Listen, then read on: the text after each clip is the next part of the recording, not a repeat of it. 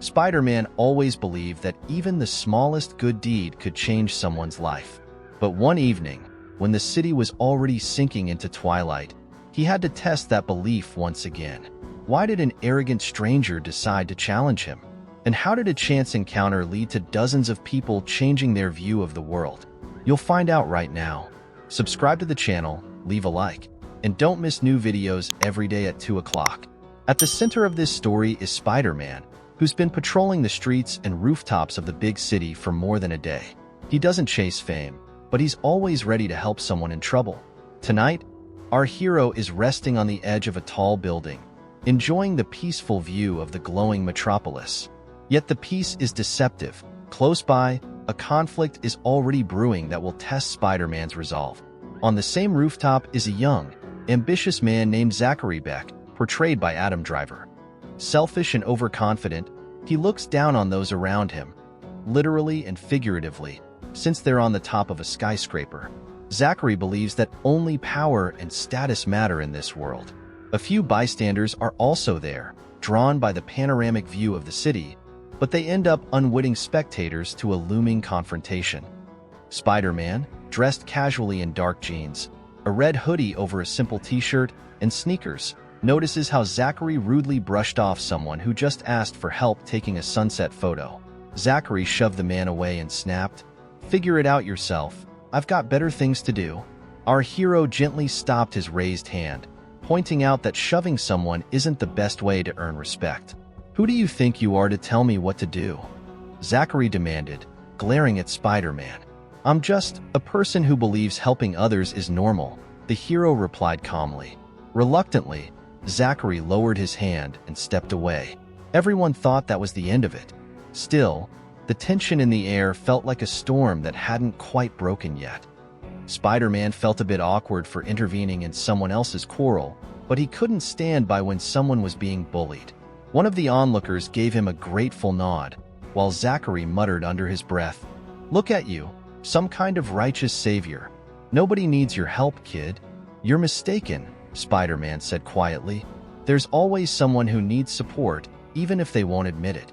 Zachary only sneered and then, as if unwillingly, added, "You're too nice. People will take advantage of guys like you. You'll get crushed if you don't toughen up." A gust of wind ruffled both their hair, and a final sliver of the setting sun lit their faces in deep red. Everyone could sense the conflict might flare again at any moment. The few people around them began to worry. Some stepped back, others crept closer, not wanting to miss anything. One man seemed about to call building security, but Spider-Man signaled that everything was under control.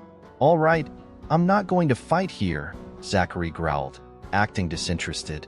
"But keep this in mind, Softy. The world isn't as fair as you think. People don't always appreciate those who try to help them." Spider-Man just shrugged and responded softly, "I'll still do what I believe is right." After a few more tense moments, the mood on the rooftop started to lighten. People returned to admiring the skyline. Spider-Man decided it was time to head down to the city streets. Yet he had a strong feeling that his meeting with Zachary Beck wouldn't end here. Kindness is one thing, but sometimes decisive action is also necessary. As he left, Spider-Man stepped aside for a young couple. The man quietly said, "Thank you for stopping that jerk." Spider-Man just smiled in reply. After descending the skyscraper, Spider-Man strolled along a busy city street, filled with neon signs, big display windows, and crowds of people hurrying about. Dressed in everyday clothes, he didn't attract much attention. Now and then someone might notice his red hoodie, perhaps thinking it resembled the color scheme of the famous Spider-Man suit. But no one would guess this was the real hero. As he passed street musicians and food stalls, he spotted a group of teenagers laughing at someone. Looking closer, Spider-Man realized they were mocking an elderly man trying to raise money for his dog's medical treatment. There was a box with a photo of a dog with a bandaged paw. The kids jeered that it was all a scam, and the old man was just begging for cash. Spider-Man's heart sank. He remembered scenes like this from his own childhood. People aren't always compassionate to those in need. A thought flashed in his mind. What if he really is a fraud? But then he considered the possibility that the dog was truly suffering. He decided to find out for himself. "Sir, what happened?" Spider-Man asked gently, trying to stay calm. The old man sighed shakily. My dog is sick and needs surgery. I've been saving money for a long time, but I still don't have enough, so I ask passersby for help whenever I can. And these kids, he glanced at the teenagers, who continued snickering. They called me a con artist and started making fun. You seem genuine, Spider-Man said, feeling real sympathy. I believe even if a small donation can't save the entire world, it can save one dog and one person from despair. One of the teenage girls piped up, what if he's lying? What if he just made up the sick dog story for money? Spider-Man looked her in the eyes. Then that would be sad indeed. But imagine how you'd feel if you refused to help someone who was truly suffering. We can always check the facts rather than immediately mock someone. Suddenly, a familiar figure stepped out of the crowd, Zachary Beck. He was wearing the same black coat, and upon seeing the commotion, he burst out laughing. Well, hero, saving beggars now? How much are you getting paid for this show? You again? Spider-Man asked, surprised to see him from the rooftop. Zachary sneered. The city's not that big, do-gooder. I just happened to be passing by. Maybe this time you'll realize that some people don't deserve compassion? He gestured toward the old man. Look at him. He'll say later he didn't get enough and ask for more. Bottomless pit. It's not for you to decide who deserves help. Spider-Man's voice grew firmer than before. Your arrogance blinds you to the fact that the world isn't split into the worthy and unworthy. Things are more complicated. If there's a chance to help, I'll take it. Zachary approached the group of teens, speaking loudly so everyone could hear. I'll give him money if he proves his dog is at the vet. Don't you see? Guys like him always feed us stories to pocket a few coins. Some bystanders began whispering in doubt. Maybe the old man wasn't telling the truth? Looking hurt, the old man murmured, I understand your doubts. I do have receipts from the vet, but they're at home. I never thought I'd have to prove it right here on the street. You don't have to justify yourself, Spider-Man reassured him. But if it clears things up, let's go to your place and see those vet bills. Shall we? The old man nodded, and the crowd wondered if they should all go. Someone suggested calling a taxi. Zachary simply said with a smirk, Go ahead, if you want to waste your time verifying. I couldn't care less. I'm out of here. You're pathetic in your naivety. A small group, Spider-Man, the elderly man, a couple of curious onlookers, and one of the teens, started heading toward the old man's home to clear this up. Zachary walked away in the opposite direction, casting a final glance at Spider-Man that hinted their confrontation was far from over. On their way to the elderly man's home, they had to pass through an underground passage connected to an old, seldom-used subway station, dimly lit. Its walls were plastered with faded ads and graffiti. There was a damp smell in the air. Few trains stopped there anymore, but it remained open as a transit route.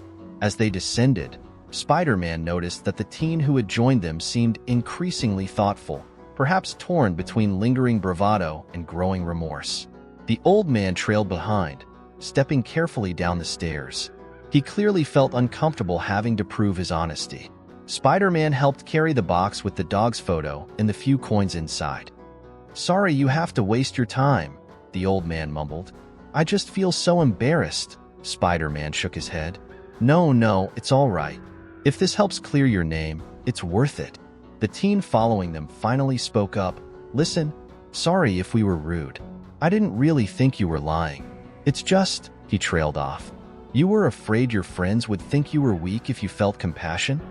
Spider-Man guessed. Well, maybe.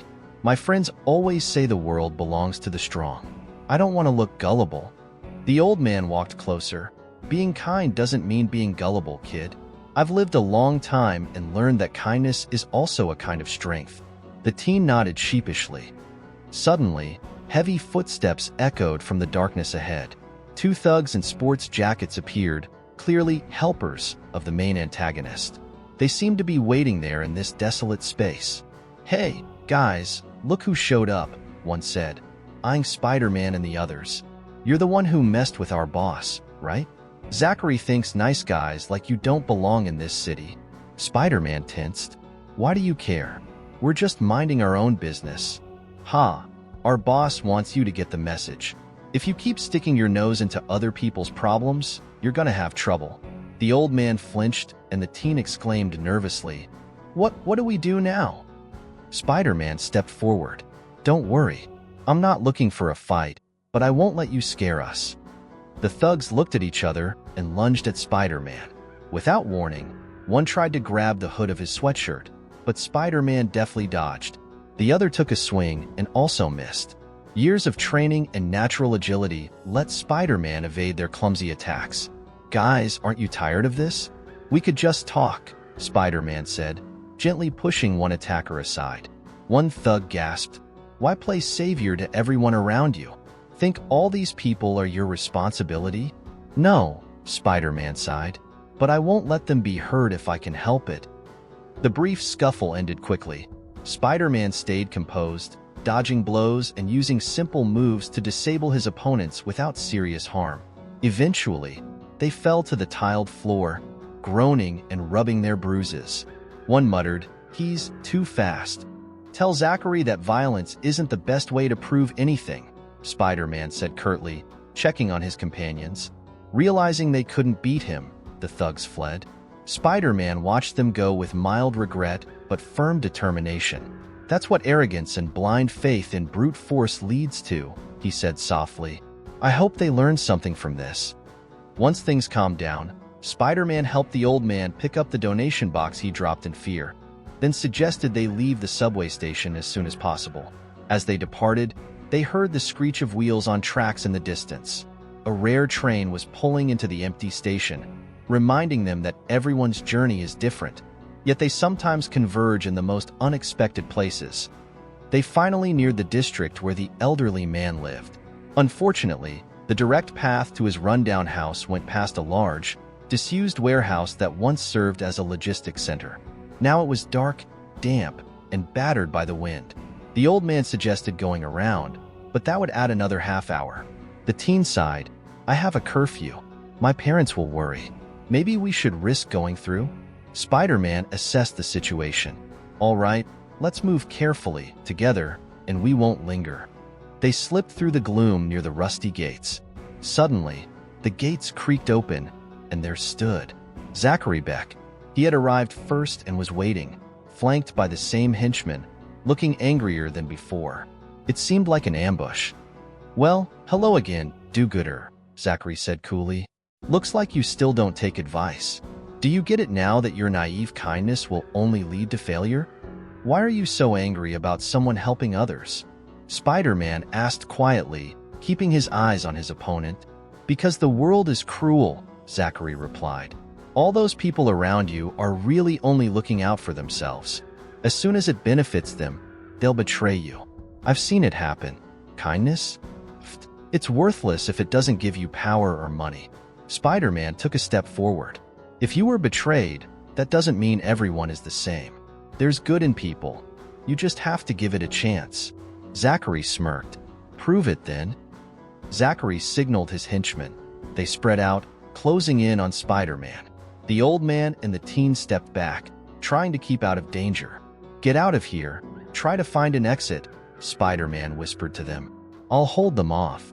They didn't want to leave him alone, but saw no choice. The teen asked, "Do you need help?" "It's enough if you can call the police or someone," Spider-Man replied. But Zachary heard them. "No one will get here in time. Trust me. I warned you, Spider-Man." Spider-Man froze. "How do you?" "Yeah, I know who you really are. I'm smart enough to see no ordinary guy could drop my men like that. But you know what? I'm not scared of your tricks. Let's see if your so-called kindness stands up to my resolve." With his identity exposed, Spider-Man realized there was no point in hiding anymore. He pulled off his red hoodie, revealing part of his classic costume underneath. He often wore it beneath his clothes. The teen gasped, "So it really is, just as I thought," Zachary said, satisfied. "Well, hero, it's time we see which ideology is stronger." A fight broke out, Spider-Man versus 3, but this time his opponents were more prepared. Zachary commanded them coolly and showed unexpected agility himself. Fueled by anger, he launched fast strikes. The henchmen attacked from different angles, trying to limit Spider-Man's space, but he used his spidey sense to dodge and counter, leaping between the warehouse beams with acrobatic skill. Seeing his men falter, Zachary personally joined the fray. His punches were swift, but Spider-Man blocked them, trying not to cause unnecessary harm. Noticing that the hero was pulling his punches, Zachary mounted a clever attack, distracting Spider-Man with feints, eventually landing a blow to his side. "Ah, so you can be hurt after all," Zachary sneered. "Of course. I'm human, not a machine," Spider-Man gritted out. The pain was real but not crippling. The fight raged on for another few minutes.